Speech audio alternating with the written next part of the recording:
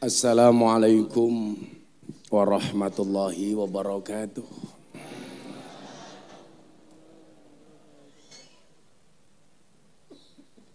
Alhamdulillahi rabbil alamin.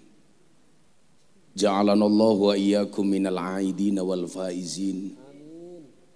Walhamdulillahi rabbil alamin. Ja'alanallahu wa iyyakum minal maqbulin.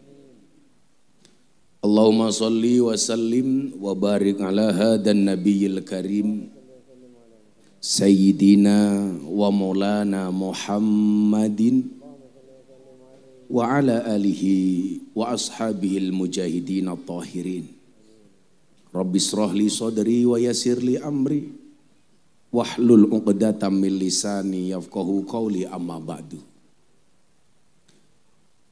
Hadratal muhtaramin, para masyayikh, para kiai, habaib, alim ulama, tokoh agama, tokoh masyarakat, para sepuh bini sepuh yang saya muliakan, para pejabat yang berkenan hadir dalam semua tingkatannya yang saya hormati, segenap panitia penyelenggara pengajian akbar dalam rangka tasyakuran dan halal bil halal Jamaah Mushola Nurul Huda Dukuh Bibis Desa Campur Sari Campur Rejo Kecamatan Sambit Kabupaten Ponorogo. Napa? Ayo Sambit toh. Oh pokok. Bapak Ibu warga masyarakat Ponorogo dan pemirsa BTV Jalan Dakwah Gus Miftah yang berbahagia. Sebelum saya lanjutkan Bapak Ibu, mas-mas kameramen yang ada di atas meja yang petakilan itu kru dari BTV yang tayang setiap hari Sabtu dan Minggu jam 12 siang di program acara Jalan Dakwah Gus Miftah. Dan barusan saya dikabari, alhamdulillah kita dapat undangan dari Komisi Penyiaran Indonesia. Jalan Dakwah Gus Miftah masuk nominasi untuk mendapatkan award dalam kategori dakwah non talkshow atau ceramah.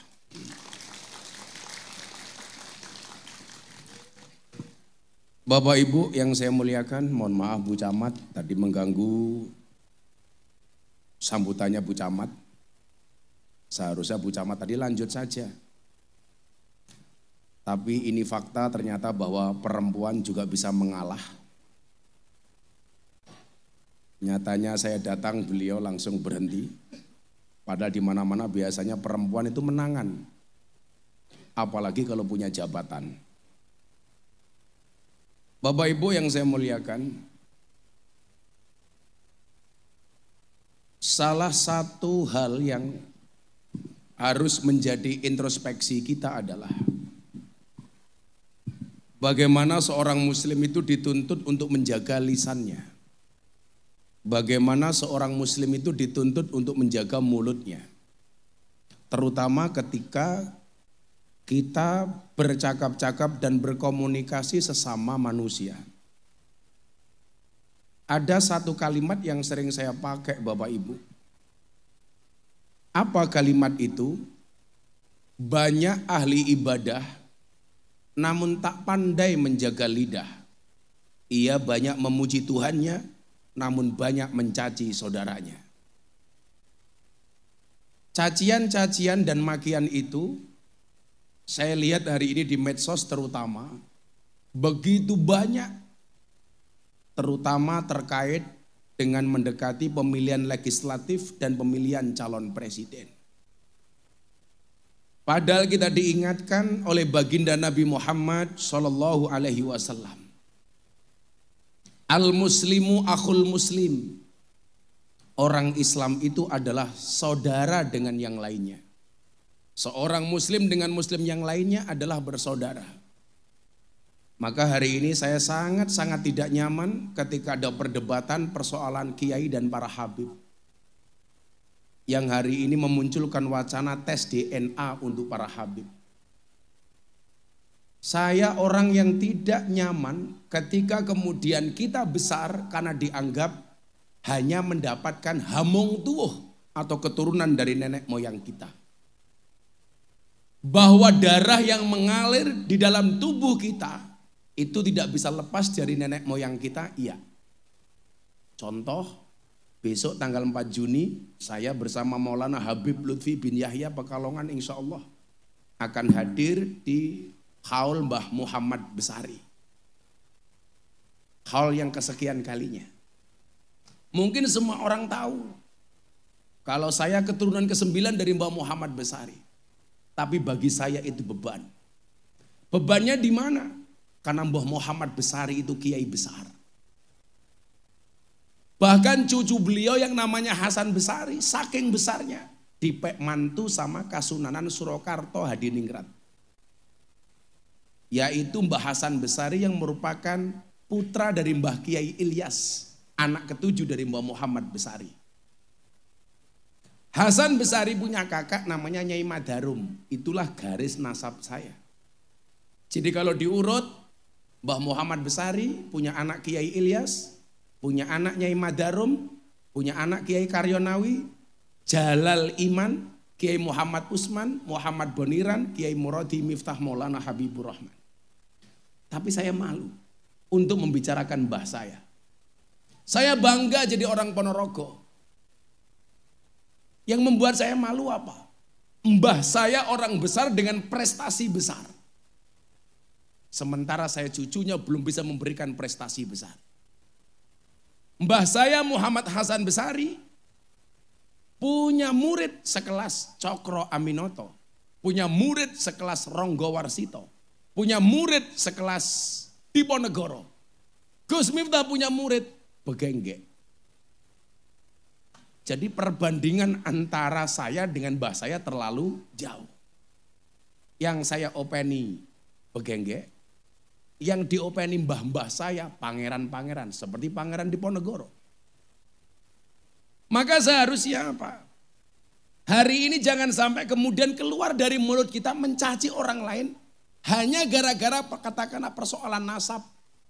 Yang perlu Anda ingat adalah nasab itu tidak berbanding lurus dengan nasib. Banyak orang nasabnya bagus, nasibnya gak bagus. Banyak orang nasibnya bagus walaupun nasabnya orang biasa-biasa saja. Kayak saya punya teman Habib, dia mengatakan apa? Saya malu kalau saya mengatakan di dalam darah saya mengalir darah Kanjeng Nabi. Di dalam tubuh saya mengalir darah Kanjeng Nabi. Saya tanya, kenapa malu Beb? Karena saya khawatir perilaku saya tidak sesuai dengan apa yang dikehendaki oleh Kanjeng Nabi. Faktanya apa? Banyak orang yang dalam tanda kutip ngaku-ngaku Habib, tetapi kelakuannya tidak sesuai dengan apa yang diajarkan oleh Kanjeng Nabi. Maka seharusnya apa? Persoalan ini jangan diterus-teruskan. Karena apa? Al-muslimu akhul muslim. Minimal saya dengan jenengan itu saudara, sama-sama keturunan Nabi. Minimal Nabi Adam alaihi salam. Kan pilihannya mung loro. Jenengan itu keturunan Nabi Adam atau pakai teori Darwin keturunannya munyuk. Kalau kita pakai kacamata agama, kita itu keturunan Nabi Adam. Tapi kalau pakai teori Darwin, manusia itu keturunannya munyuk. Anda pilih mana? Pakai teori agama apa teori Darwin? Teori agama apa Darwin? Agama, Nabi Adam. Makanya saya sama Bu Camat itu juga masih saudara. Sesama saudara anak cucu Nabi Adam. Nasabnya sama dari Nabi Adam, tapi nasibnya beda. Beliau camat, saya ustadz terkenal. Nasabnya sama, nasibnya beda. Maka mohon maaf Bu Camat, kita berada di atas panggung yang sama, tapi dengan amplop yang berbeda. Lah masa podo? Nah, maka sesama orang muslim itu seharusnya apa? La yatlimuhu wa la yuslimuhu. Sesama orang Islam, dia tidak boleh berbuat dolim dan aniaya kepada sesama muslim. Maka saya itu kalau ada orang datang ke pondok, sowan, matur. Gus, saya didolimi oleh orang. Saya bersyukur, alhamdulillah. Kenapa? Karena lebih baik kamu didolimi daripada kamu mendolimi. Tanggal 3 April, saya diminta untuk menjadi imam sholat dan tausiah di hadapan forum ketua umum partai politik dan Bapak Presiden Joko Widodo di Jakarta. Mungkin saya kader NU yang paling sering diundang oleh Presiden. Tanggal 3 April saya diminta untuk jadi imam dan tausiah. Maka tanggal 3 April tepat jam 12 siang Indonesia dalam genggaman saya. Kenapa? Karena yang mengambil alih pimpinan adalah saya. Kenapa? Karena saya imam sholatnya Pak Jokowi. Saya mau sholat tengok ke belakang. Saya bilang, Bapak Presiden dan para ketua umum parpol, sawu sufufakum fis sholah. Rapatkan dan luruskan softnya di dalam sholat. Presiden jawab, sami'na wa atokna. Manut sama saya, Pak. Saya takbir, Pak Jokowi ikut takbir. Saya ruko, Pak Jokowi ikut ruko. Saya sujud, Pak Jokowi ikut sujud. Saya salam, Pak Jokowi ikut salam. Rampung sholat, saya tengok ke belakang, saya bilang, cie, mano cie. Saya bilang. Waktu itu saya bilang apa? Kenapa toh Pak Jokowi itu kok seolah-olah walaupun disakiti, tapi apa yang diinginkan kok kita lihat dikabulkan oleh Allah. Ternyata jawabannya sederhana, karena posisi Pak Presiden itu sering didolimi. Padahal dikatakan dakwatul mazlum mustajabun. Doanya orang terdolimi itu mustajabah. Makanya hati-hati. Kok ada suami mendolimi istrinya, harusnya ibu itu bersyukur. Itu berarti dalam rangka suami menjadikan doa Anda mustajabah. Jadi semakin laki-laki zalim, perempuan semakin bersyukur. Karena berarti doanya semakin mustajabah. Tapi coba sekarang dilihat, yang banyak zalim itu kira-kira suami apa istri? Bu, yang banyak zalim suami apa istri? Coba kalau kita lihat prosentasenya kira-kira lebih banyak mana suami yang takut istri atau suami yang ditakuti sama istri? Prosentasenya ternyata lebih banyak suami takut istri, termasuk Pak Polisi.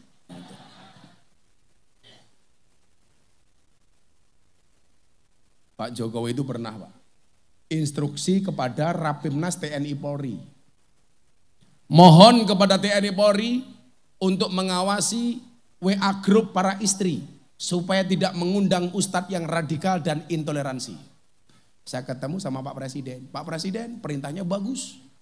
Suami ngawasi HP istri supaya tidak terpapar paham radikalisme. Persoalannya adalah, emangnya berani suami ngawasi HP istri? Enggak berani, Bu. Yang ada istri ngawasi HP suami. Oh, pemenang sing wedok camat, wis mesti itu. Ya sekedar tahu saja Bu Camat. Perempuan tuh karakternya satu. Kalau disakiti nggak pernah lupa, kalau menyakiti nggak pernah ingat. Itulah perempuan. Itu karakter, Pak.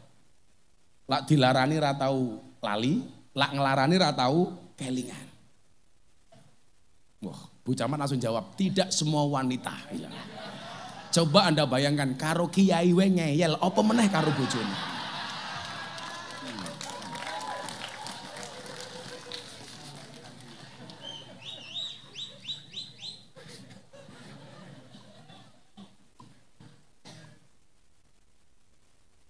Jadi salah satu rahasia kenapa Pak Jokowi itu doanya mustajabah. Coba, saya itu orang fair, Pak. Kalau Pak Jokowi saya juga saya kritik biasa. Kalau ada kebijakan yang tidak sesuai. Tapi kalau benar ya saya dukung. Bagaimana kemudian dulu dunia itu menyaksikan Indonesia nggak bisa bebas dari COVID-19. Tapi coba Anda lihat faktanya. Muncul COVID, semua negara bingung. Bahkan diancam dengan resesi global. Tapi kemudian presiden turun tangan. Semua dunia minta supaya Indonesia di lockdown total. Semua orang di dalam rumah.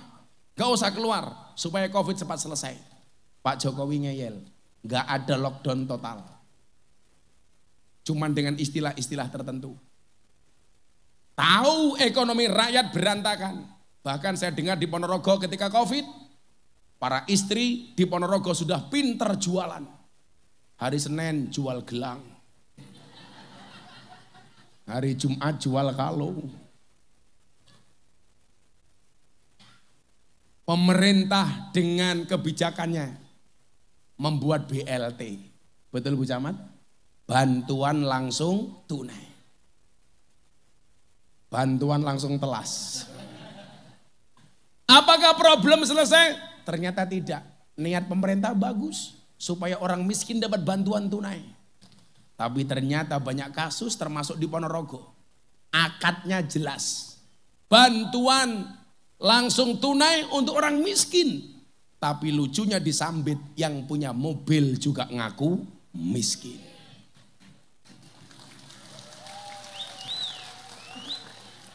Siapa yang paling pusing? Kepala desa, lurah.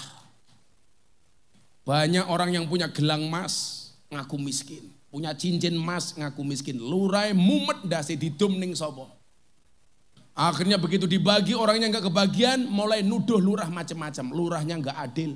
BLT malah didum-dum ke dulure dewe. Ada tuduhan seperti itu? Ingat, tuduhan itu benar.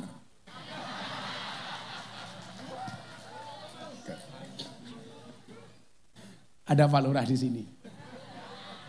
Oh ini Pak Lurah tuh. Halo bro. Ya rasa cilik hati Pak Lurah. Biasa cangkeme warga itu begitu Pak Lurah. Atak Pak Lurah ya. Pertanyaannya kemarin Pak Lurah demo di Jakarta apa enggak? Ikut enggak? Bagus. Lurah demo ke Jakarta. Saya itu kadang-kadang heran sama Pak Lurah. Katanya enggak susah jadi lurah. Gajinya kecil. Kok demo ke Jakarta minta perpanjangan masa jabatan. Kan pekok itu loh. Katanya jadi lurah susah gajinya dikit. Kenapa minta perpanjangan masa jabatan? 6 tahun menjadi 9 tahun. Alasannya apa Pak Lurah? Supaya warga tidak sering terjadi konflik horizontal sesama warga. Saya lihat apa benar ini alasannya. Ternyata alasannya bukan itu Pak Lurah. Kenapa lurah-lurah demo ke Jakarta minta perpanjangan masa jabatan? Karena modalnya belum balik. Gitu. Makanya Pak Lurah nggak demo, insya Allah selamat Pak Lurah. Maka saya meyakini Pak Lurah Desa Campurrejo ini orang baik. Saya berwasiat Pak Lurah kepada Bapak Ibu, tolong Pak Lurah jangan dikubur sebelum mati.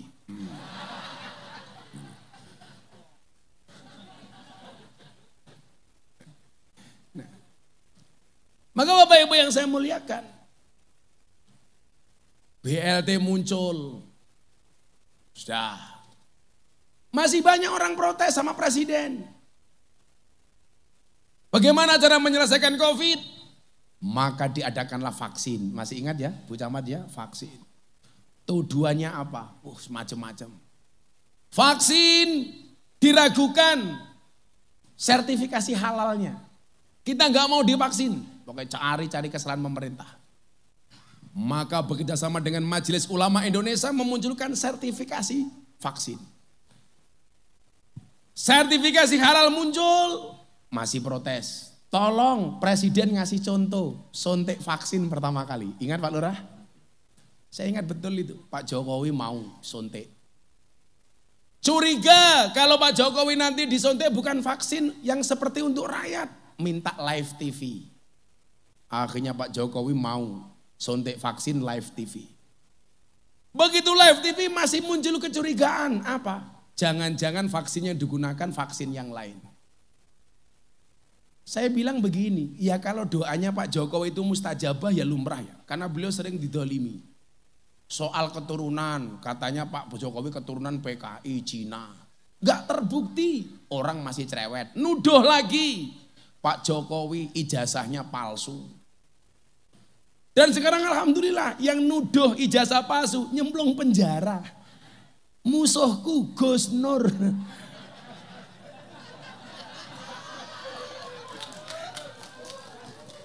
Yang dulu bilang Miftah Gus Telek, lah itu.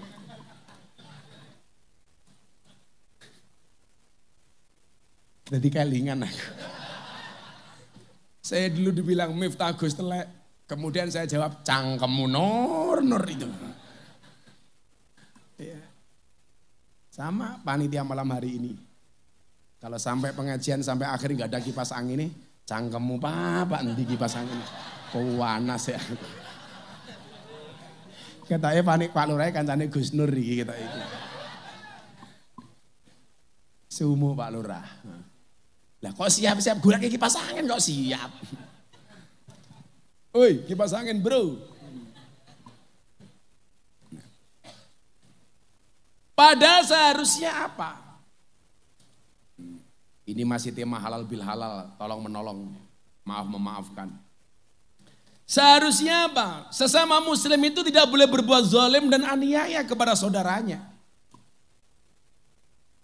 Maka kemudian hadis riwayat Muslim ini dilanjutkan, man kana fi hajati akhihi kanallahu fi hajatihi. Barang siapa membantu kebutuhan saudaranya, maka Allah akan memenuhi kebutuhannya. Makanya coba Anda lihat, karakter orang beriman itu kalau menurut hadis itu enteng-enteng banget. Man kana yu'minu billahi wal yaumil akhir fal yukrim jarahu. Barang siapa beriman kepada Allah dan hari akhir, ciri-cirinya apa? Muliakanlah tetangganya. Berarti apa? Mukmin yang paling baik itu adalah yang paling baik dengan tetangganya. Ada lagi hadis, man kana yu'minu billahi wal yaumil akhir falyukrim dhaifahu. Barang siapa beriman kepada Allah dan hari akhir, hendaklah dia memuliakan tamunya. Maka tamu belum minta kopi, harusnya dikopi nih. Tamu belum minta kipas, harusnya dikipasi.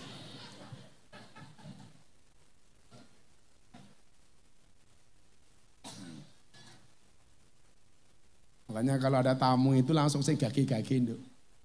Seneng deh tamu nih. Pokoknya duwene wedang tamune di wedangi. Duwene dawet tamune di daweti. Duwene susu tamune di. Apa Bu? Digaweke kok didoti iki lho.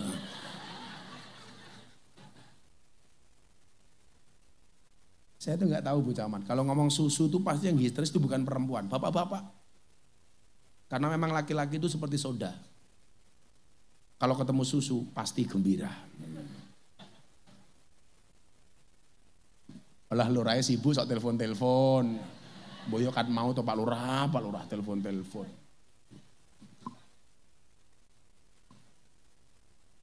Ya Pak Lurah juga godong-gedang pasti aku ngene.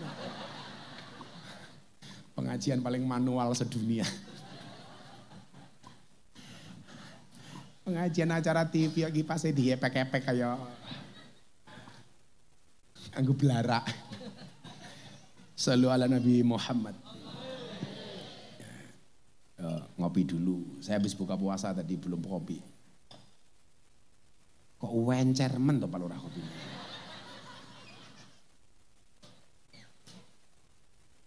Kurang kental goblok seger gitu. Sange bisa nih Pak Lurah. Man kana fi hajati akhihi kanallahu fi hajatihi. Barang siapa yang membantu kebutuhan saudaranya, maka Allah akan memenuhi kebutuhannya. Jadi ya sederhana saja sebenarnya. Bagaimana Allah itu bersikap kepada kita tergantung bagaimana kita bersikap kepada saudara kita. Maka dalam hadis lain disebutkan apa? Wallahu fi aunil abdi maka nal abdu fi auni akhi.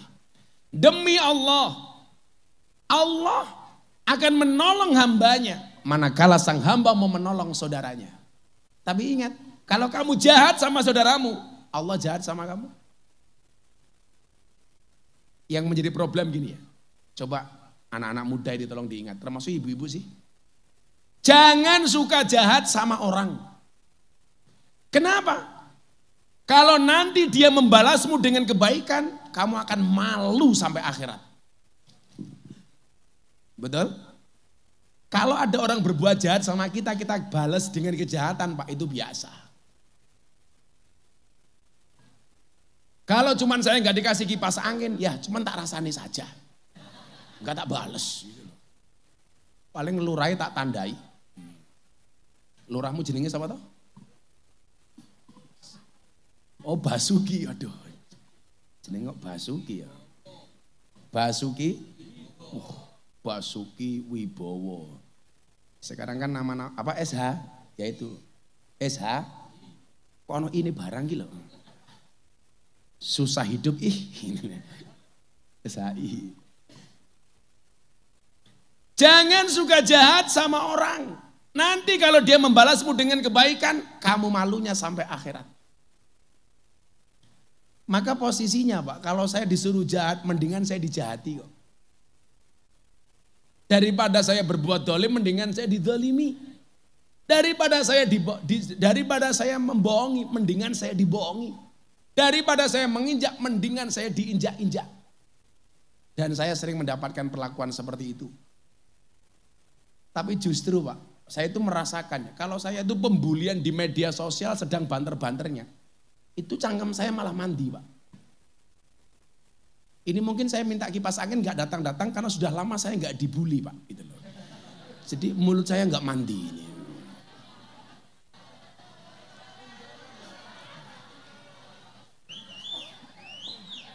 Makanya begitu datang ya kipas angin lama yang banyak sarang-sarang nyamuknya. Gitu.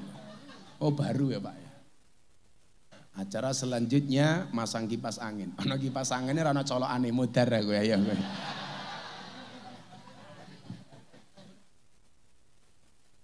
Kudune mlakune kaya masih sing nggo wedange malah ini. Oke lah ning kene rano colokane. Saiki sikile cuwil iki lho. Manuke sepira.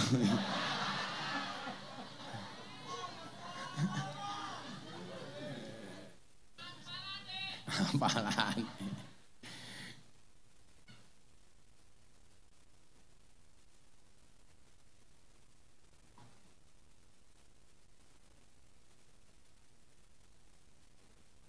Kandhani rana colokane, ora percaya.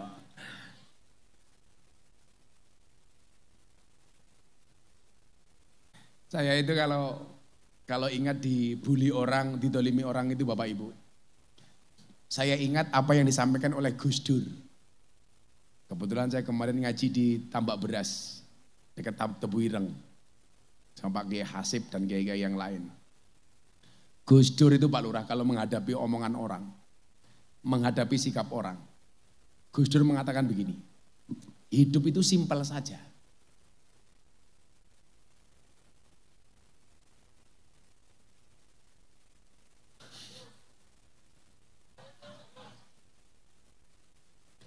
Pengajian malam hari ini yang paling berat bukan menyiapkan panggung, bukan menyiapkan sound system, tapi menyiapkan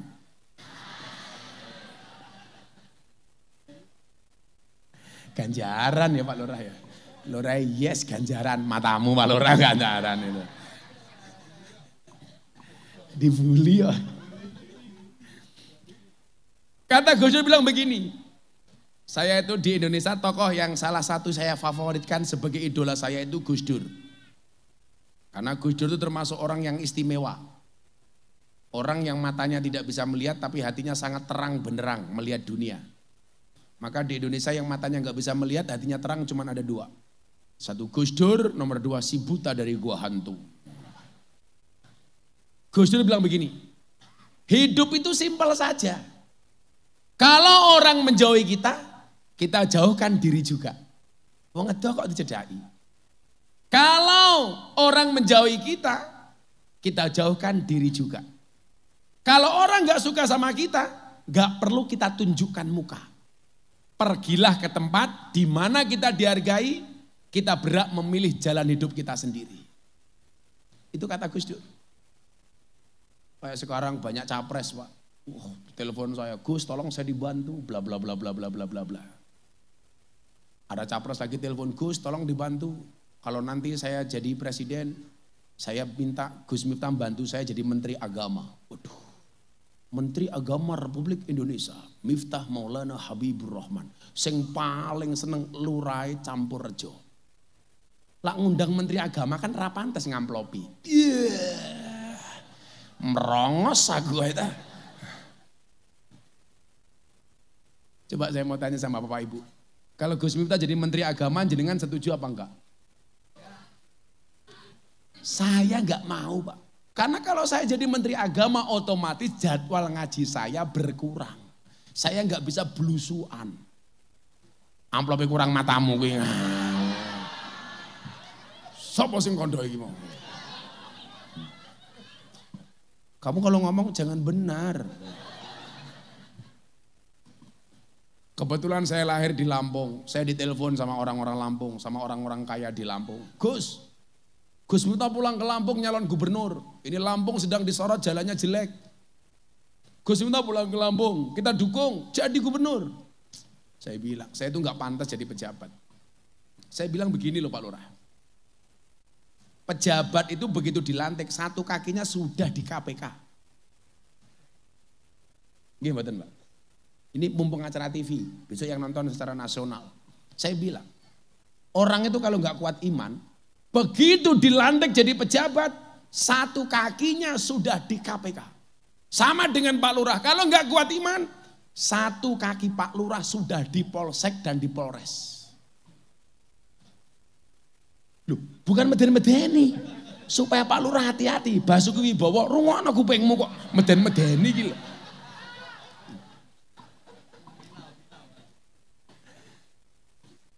Kalau lurah itu penyakitnya cuma satu di mana-mana itu. Mudah-mudahan nggak sampai campur rejo lah. Lurah itu kan penyakitnya cuma satu Pak. Nguntal dana desa, itu saja. Makanya harus dijaga gitu loh Bu maksud saya.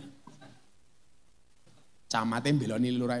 Enggak kok enggak. Ada apa kamu dengan Pak Lurah di camat? Nguntale mantep jadi. Lah ya masa aku mbadok dana desa ya ora pantes to Pak Lurah. Nguntal we lah. Nah, saya itu enggan kalau diminta jadi pejabat. Apalagi kemarin capres-capres kan saya tiga-tiganya kenal baik. Mas Prabowo, sahabat dekat saya dari tahun 2013. Mas Anies Baswedan, sahabat saya sejak dia jadi gubernur. Mas Ganjar Pranowo, sahabat saya. Sekarang gini aja lah. Kita tuh boleh beda pilihan kok. Tapi ingat menjaga kerukunan hukumnya wajib. Jangan sampai pemilu 5 tahun yang kita pilih saja kadang-kadang juga enggak ngopeni kita. Tapi kita bermusuhan dengan tetangga kita gara-gara beda pilihan. Naudzubillahi min dzalik. Ngono Pak Lurah.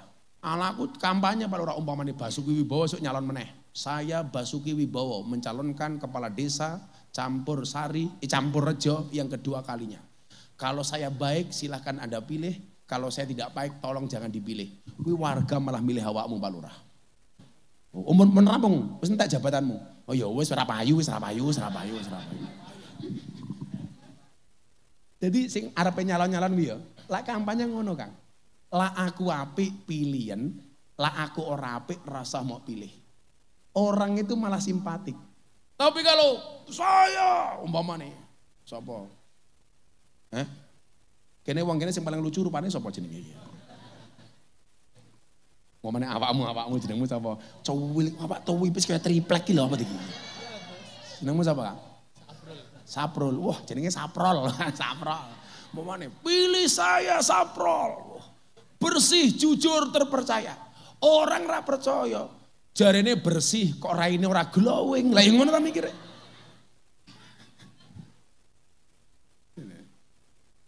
Wes besok pilihannya beda enggak masalah lah. Tapi jangan sampai kita bermusuhan. Setuju ya? Gus Miftah besok nyoblos siapa? Jelas nyoblos istri saya. Lha arep nyoblos apa meneh? Mosok nyoblos Rondo Ponorogo. Rondone siap, aku ajar. Ada janda di sini? Oh, banyak. Sing rondo ngacung. Walah sing arep dhewe ngacung sing ijo iki ya Allah. Pantesan. Gayane melu-melu nggo kacamata kaya aku ya. Kamu nafsu ya sama aku. Wargane Pak Wibowo ya Allah. Rondo jilbabe ijo. Kayak lemune ya Allah.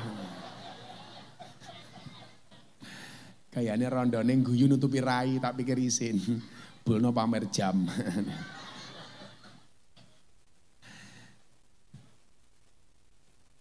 Sallu ala Nabi Muhammad.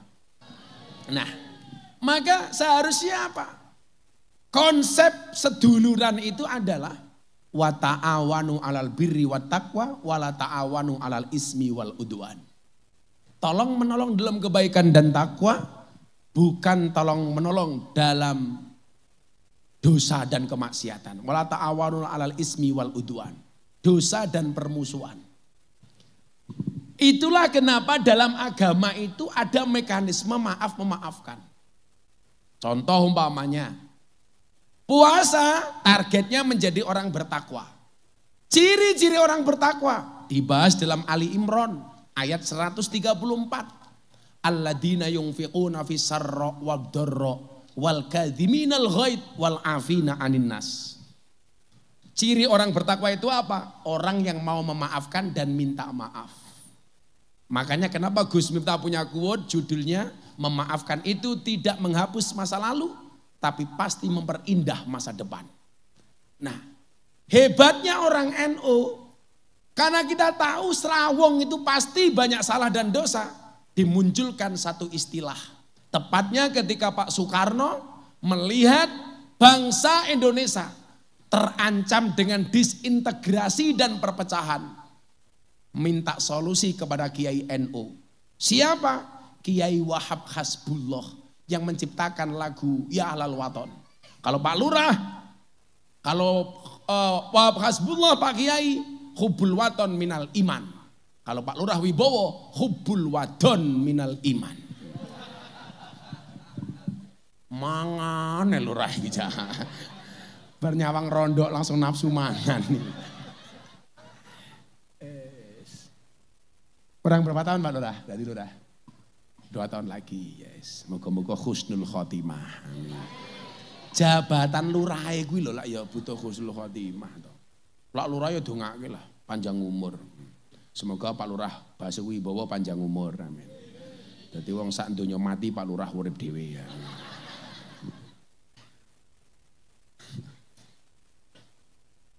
Mbah Wahab diundang ke istana, Pak. Jadi kalau hari ini ada ceramah di TikTok gitu ya, itu nggak pantas kiai ulama kok wirawiri diundang ke istana. Lah kalau sekarang umaro pejabat nggak ada ulama yang memberikan nasihat, itu mau seperti apa Pak? Makanya saya lihat di TikTok tuh kadang-kadang ya Allah, ulama yang wirawiri dengan pejabat dan umaro adalah lacurnya agama. Iki opo dalile itu? Lho saiki nyuwun sewu kaya pejabat, umpamane kaya Bu Camat, sapiye-piye pejabat ning tingkat kecamatan Sambit. Ya nyuwun sewu. Seharusnya apa? Sebagai Bu Camat, ya dekat dengan ulama. Sowan kepada ulama. Kalau kadang-kadang ulamanya ditimbali, ya sah-sah saja. Kalau Bu Camat datang kepada kiai, itu jenenge sowan. Kalau Pak Bu Camat manggil kiai, itu bukan dawuh, tapi ngaturi. Jadi bahasanya yang pas nih. Kayak kemarin ada Ustadz bilang begini. Malaikat Jibril alaihissalam dawuh kepada Nabi Muhammad. Oh Anda salah. Malaikat Jibril itu sehebat-hebatnya Jibril, itu kehormatan dan kemuliaannya kalah dengan Nabi Muhammad. Bahkan mohon maaf, kalau ada orang mengatakan malaikat Jibril lebih hebat daripada Nabi Muhammad, itu tidaklah dia mati kecuali dalam keadaan Nasrani atau Yahudi. Maka yang benar seharusnya apa? Malaikat Jibril matur marang Kanjeng Nabi Muhammad dengan membawa dawuhnya Allah. Coba teman-teman pembawa acara atau MC ya, kita itu kadang-kadang salah. Acara selanjutnya mauidhah hasanah. Yang akan diaturkan oleh itu salah. Wong Jawa sampai jangan kehilangan Jawa. Tapi masih mending Pak, saya kemarin pengajian di mana itu MC-nya kayak MC dangdut Pak. Wah, acara selanjutnya mauidhah dan tausiah akan disampaikan oleh Ustadz yang sedang naik daun. Iki Ustadz apa ular keket ya. Kita sambut Gus Miftah. Iki ngedu aku petinju apa kepiye to iki aku. Jadi hebatnya bahasa Jawa nggih, ngomong niki teng Ponorogo ngene sanak kadang dulur-dulur kula. Aja salah lho. Kula niku mbiyen senajan to lahir teng Lampung kali bapak ibu kula kacilik diajari basa, Pak. Dadi umpama kula niku ngaji walus kula ya iso. Ning ndasmu sing mumet. Dadi ngeten, Pak. Bahasa Jawa itu kerennya begini, sama-sama berkata dalam bahasa Arab, qala. Tapi ketika subjeknya berbeda, maka akan melahirkan kalimat yang berbeda. Qalallahu ta'ala. Maka kita mengartikan apa? Allah berfirman. Qala Rasulullah atau qala Nabi. Maka akan kita hadirkan kalimat Rasulullah bersabda. Begitu Pak Kiai. Qala musannif, qala Kiai. Maka Kiai dawuh. Kok yang ngomong santri? Qala Zaidun, santri umpamanya. Zaid matur. Nah, kalimat ini harus pas. Yang namanya dawuh itu dari atasan kepada bawahan. Bu Camat dawuh kepada Pak Lurah. Kalau Pak Lurah kepada Bu Camat, matur. Suami kepada istri dawuh, istri kepada suami matur. Lebih ngono. Sak kelompok banser datang ke pondok saya. Gus Miftah, kula sak rencang rawuh teng pondokipun Gus Miftah. Kanthi menika kula badhe ngendikan, salajengipun monggo Gus Miftah matur. Goblok men iki aku. Untung wonge kula gokil, kula biasa-biasa. Lah kalau kiai sepuh lak ya ora pantes. Kudune kula badhe matur, monggo panjenengan kula aturi paring dawuh atau paring pangandikan. Ibu-ibu Ponorogo ini kalau sama suami ini bosan apa mboten, Pak? Serah percaya aku. Kadang-kadang Bu Lurah, tergantung tanggal nom apa tanggal tua ngoten iki. Lah kula dari dulu mun biasa boso. Jal sakniki kita tes wong kene iso boso apa ora? Jenengan kula wenehi dhuwit kersa napa mboten? Kula wenehi dhuwit kersa napa mboten? Sing jawab purun kuwi ngerti basa, sing jawab kersa kuwi petuk tak kandhani. Kersa itu untuk orang lain. Mila lan jenengan kaya Mas sing lungguh sing nyuguh mlakune kaya kodhok iki mau. Umpama ngoten iki disuguhke, bahasane wong Jawa napa? Monggo Gus dipun kersakaken. Kersa itu untuk orang lain. Kalau kita namanya purun. Kula purun jenengan kersa. Saya sowan jenengan rawuh. Salah ana kiai teko kok, wah ana kiai sowan nggonku, mbahmu iki lho. Kok ya-yaan. Ana Pak Kiai tindak. Ngoten lho. Kula budal Pak Kiai tindak. Kula sowan Pak Kiai rawuh. Cah nom-nom iki lho, aja sampai kelangan bahasa Jawane. Maka Bapak Ibu yang saya muliakan, mekanisme halal bil halal yang dibuat oleh Mbah Wahab Hasbullah sebagai salah satu tokoh NU yang sentral. Kipas angin ini belas ra kroso ya.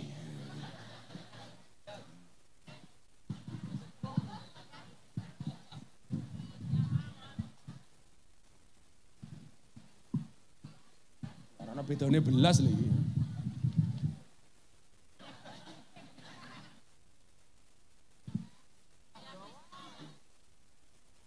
Bokong kula iki panas. Insyaallah. Nawane? Kalih jumeneng wis kipase panas ngatur-ngatur ngadeg wong ngene. Ibu-ibu lebih suka Gus Miftah duduk apa berdiri? Itulah perempuan. Di mana-mana suka yang berdiri. Pak Kapolres jenenge sapa? Badri loh, kayak Pak Deku. Biyen Pak De saya itu jadi kiai di Gontor, namanya Pak Imam Badri. Kok jenengmu ya Badri? Pak Kapolres tahu Badri itu artinya apa? Bulan purnama. Kok kayak kowe kok bulan kesampit. Selawatan dhisik ben adem ya. Ya. Iki ngomong persatuan, tak selawat persatuan wae. Muga-muga sing rawuh ana wong Muhammadiyah, ana wong LDII, ana wong sapa ana. Aku njaluk melodine tok dhisik ya. Sing liya meneng wae rasa terlalu semangat, amplopmu enggak jelas ya. Nganune gonge kaya gong wayang. Wampuh ketoke. Namanya apa nih? Wisanggeni. Grupmu jenenge apa? Oh, Wisanggeni. Kok Hasim? Iki sing Hasim saya elek mbiyen kete iki. Oh, kelingan aku. Kok wetengmu saya gede, Sim? Aja gede-gede, Sim. Ngelanang lek wetenge gede lato-latone kingsut.